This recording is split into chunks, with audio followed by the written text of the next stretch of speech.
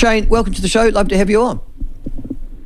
Yeah, morning, folks. Greetings from the slightly overcast and wet, winterless north. Yeah, have you got? I think you've got a rain watch on your way. You've had an awful lot of rain in Northland in the last 9 months, haven't you? We sure have. We've had Noah's Ark, but look, I don't share the zest for this language of climate emergency, climate crisis. We've got climate disruptiveness up north. I was born and bred on a farm. I remember awful weather in the 1970s. And I don't want to trivialise the volatility of the weather, but it's reached a religious level of zealousness, weather reporting and attributing bad weather up here to some Saudi level of heating of the Pacific Ocean, and it almost leaves people in the north helpless. Yeah, because it doesn't matter what the cause of it, it's happening. So, end of story, you've got to cope with it, and you've got to cope with it on a daily basis. I also see that the New Zealand Herald this morning is suggesting that you are the murder capital of the world as well at the moment. Well, I didn't need the New Zealand Herald to make that observation. Over the last 10 weeks, they've had the most hideous outbreaks of dangerous and fatal crime.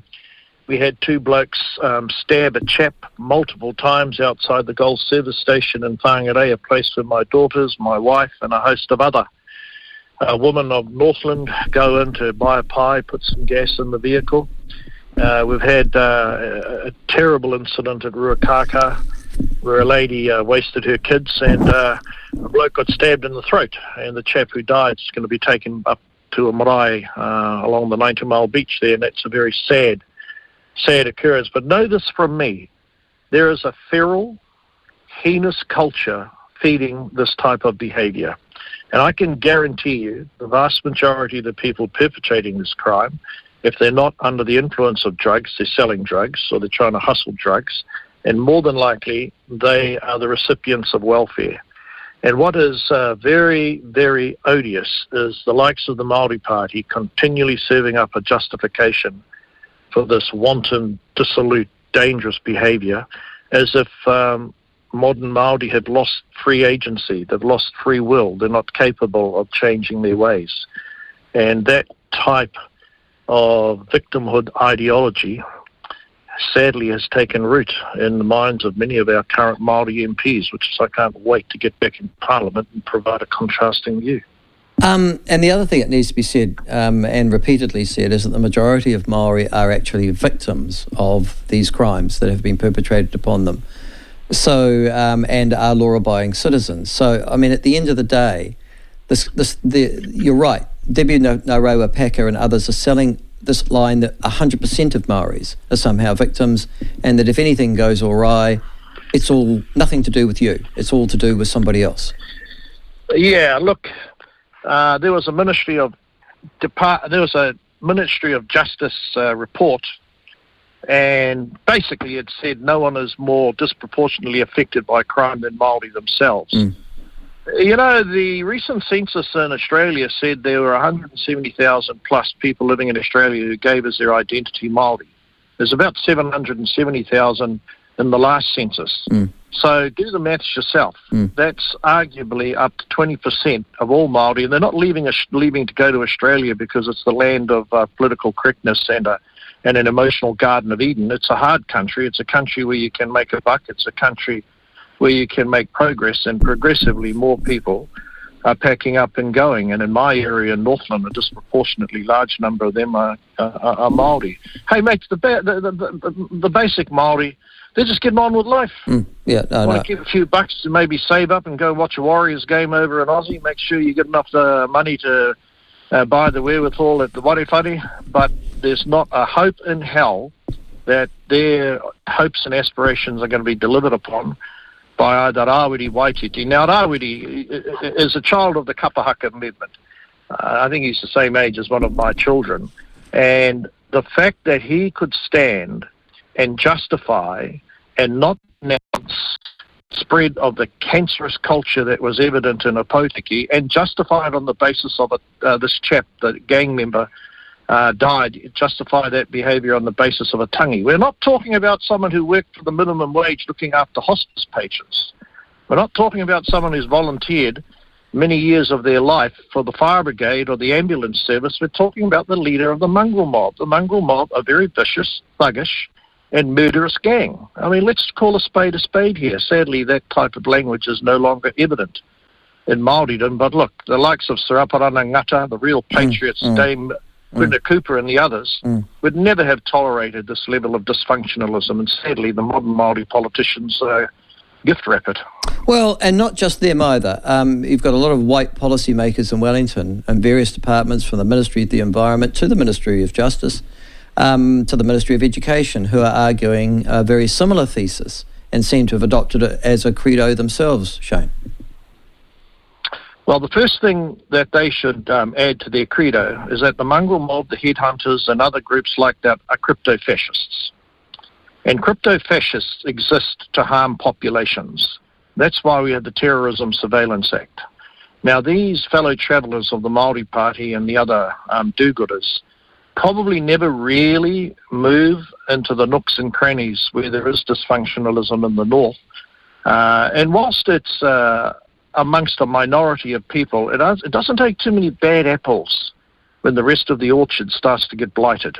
So I look forward to the opportunity of inviting those people to reapply for other jobs, because their ability to boost resilience and create better outcomes for the average whānau rangi and mere is probably somewhere near zero. Okay.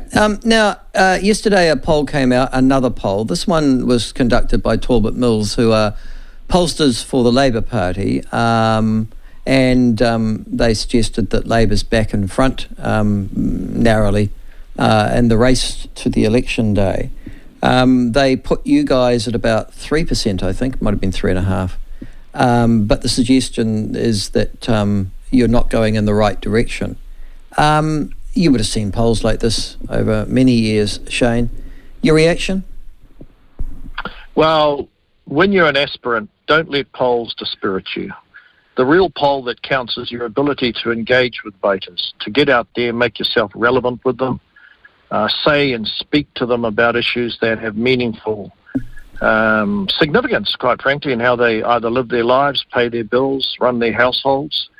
And whilst social media and mainstream media provide a platform for that, you've got to build trust and you've got to build confidence in the minds of people. And really that's the task that I've quitted myself to. In Northland today, indeed, I'm out making videos as we speak, dodging the raindrops. Yeah, well, but on that, can I just say, there's a lot of people who would like to vote New Zealand First, but haven't really ever quite forgiven you for putting Labour in charge in 2017.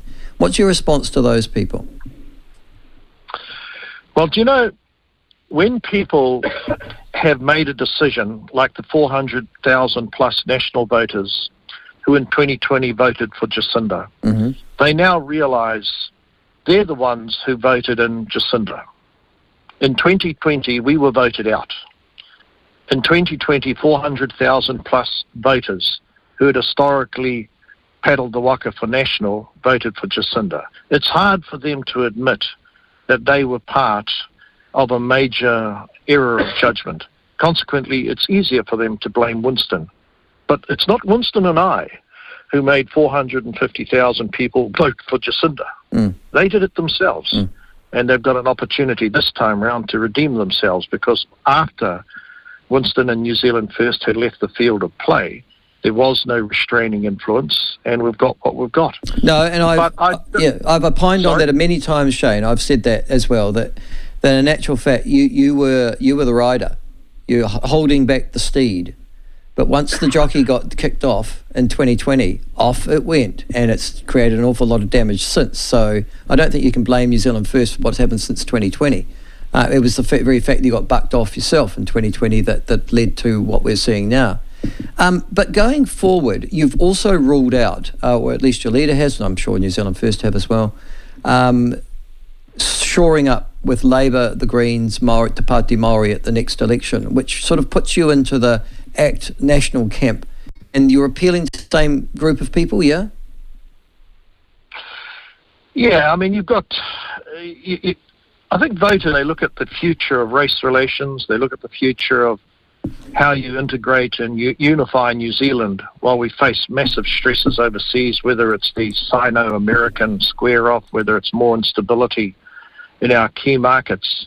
We're spending too much time in these petulant displays of faux anger as seen by Debbie and Rawiri. It's too insular, it's too inward-looking, and New Zealand's big challenges will only be met by looking outwards. And to do that, we need a greater sense of national purpose, and we need to affirm what binds us together. That's why I'm diabolically opposed to co-governance. It will never, ever happen for as long as I'm involved. And look, I'm a proud Māori, and I speak the language from my grandmother, who was born in 1892. But this notion that we can run New Zealand, grow wealthy, be cohesive, and punch above our weight by continually arguing with each other about matters that happened 180 years ago, you're just selling your whole country short. Now, the other thing that happened, 3 years ago now, I was just thinking actually, as I was walking across the golf course thinking, God, I haven't walked across this golf course for 3 years, because I could do that every day walking the dog, Shane, when we were shut down for COVID, which must have been, a little over 3 years ago now.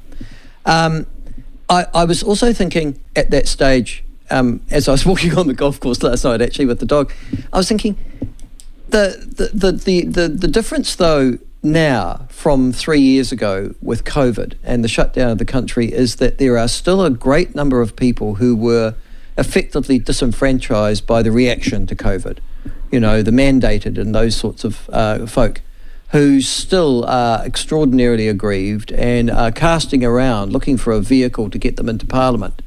I guess they're looking at Brian Tamaki and the Freedom and Outdoor Party and Democracy New Zealand, but I think realistically none of those are ever going to stand a chance of getting anywhere near the benches of Parliament. You're the only vehicle, aren't you, that can take them? Yeah, I think those who, for example, who turned up at the protests outside Parliament. Michael, you've been an MP. I was astounded that no MP actually, before that protest started to gather momentum, went out there, showed some humility and fronted up to their fellow New Zealanders. You always get a raucous and potentially dangerous element when you get a couple of thousand people together, but don't let that small raucous element intimidate you. You may as well stay at home and never go out your front door. Now, the people that are looking for a party that will ensure that the state can never be manipulated in the way it was by a tiny, shadowy group of bureaucrats who had more power, quite frankly, than the vast majority of politicians, and who cuckolded Jacinda. And once Jacinda locked down Auckland and forgot about Auckland and became too scared and frightened to go and face her fellow Aucklanders, the die was cast, and she was already measured up she was measured up to be put in a museum of former politicians. Now, we're the only party that those people can trust to ensure that the powers of the state are never so abused again, that liberties, freedoms, entitlements that we take as an ordinary course, as an ordinary portion and feature of our citizenship can never be defaced or disfigured as they were. I was at the Wanaka show earlier this year and saw Winston Peters there with, I think, a couple of former New Zealand First MPs. Have you got the same people, Shane, as you had in 2020 when you were voted out, still fronting your list? Because it looks like it's almost exactly the same. Oh, there's a mix. There's a mixture of personalities, and like any political party, we're always attracting new talent. But we're very confident that Mark Patterson, the man of the land from Southland, will be involved again. Derek Ball, with his military background, who consistently turns up looking twice as small as I feel, and a variety of others have put their hands up to come back again. But look, we've got one leader, and most of the big calls he will be making. Obviously, we've got a board that's younger, very rejuvenated, has raised a lot of dough, and actually picked the pieces up where the party found itself after that egregious and gratuitous assault upon us by the SFO. An assault, I must say, proved to be both ineffectual and unsuccessful in court. So rest assured, the last shot has not been fired in relation to that disreputable organisation. That was when they took two of your organisational people for essentially hiding funding or not declaring its purpose. Is that the court case we're talking about? Well, they launched a prosecution against two unnamed people associated with a foundation which is a separate and independent entity from our political party. However, the mainstream media repeated those falsehoods day after day, but this time round we've got a fresh mix both of personality, and as time goes on we'll release the policies which we think are relevant to the challenges that we face in the post-COVID environment. I mean, at one level, mate, the cost of money from the Aussie banks, the shortcomings of our logistics, the assault on our resilience with the closure of the refinery and other such key institutions in New Zealand. Either we're going to remain a first world nation with domestic resilience, or we're going to slowly be hollowed out and resemble in another 10, 20 years Fiji, where two groups of people of different whakapapa, of different ancestry, are living in a state of uneasy alliance. Well, that's not a New Zealand that was contemplated in the treaty, and it's not a New Zealand that I'm going to do anything to bring to pass. Rather, anyone who pushes that particular vision, in my view, they need to be driven out of the political temple. And you personally, you've stood in the Northland seat before. Not interestingly, you were elected, I think, initially as the Labour MP for Northland. But you stood in that seat, Shane, subsequently. It is a seat that is currently held, is it by Willow G. Prime, the Labour Party Member of Parliament? She defeated Nationals' Matthew King very narrowly at this election. He's standing again for it as leader of the Democracy New Zealand Party. I assume you're standing in that seat yourself? Yeah, there are four main contenders for the seat, well, five actually, of Northland. There's myself for New Zealand First, there's Willow Jean Prime for Labour. Much to the astonishment of Northlanders, she actually won the seat. Matt King has his own party when he left the National Party. That's the Democracy Party. Grant McCullum, a farmer from Maunga Turoto, who has sought the candidacy for National on numerous occasions, has finally had his dream come true, and he's representing National. And a lady from Mangamuka, Raina Penny, she's representing the Green Party. So between us five, there's a battle royale about to begin. But there's not a hope in hell that Willow Jean Prime, who we are now putting a drone up today to find any evidence that she's done anything in the north, will capture the 17,000 votes she did in the past. But one can't take anything for granted. The vote will be split and fractured, and our job is, as I said, is to get out there, engage with people and give them a reason to back the New Zealand First black and white horse. All right. Thank you very much, Jane. Thank you very much for joining us. Nice to talk to you. We'll catch up with you again, obviously, before the election, as we will catch up for many candidates before the election of all parties, all hues.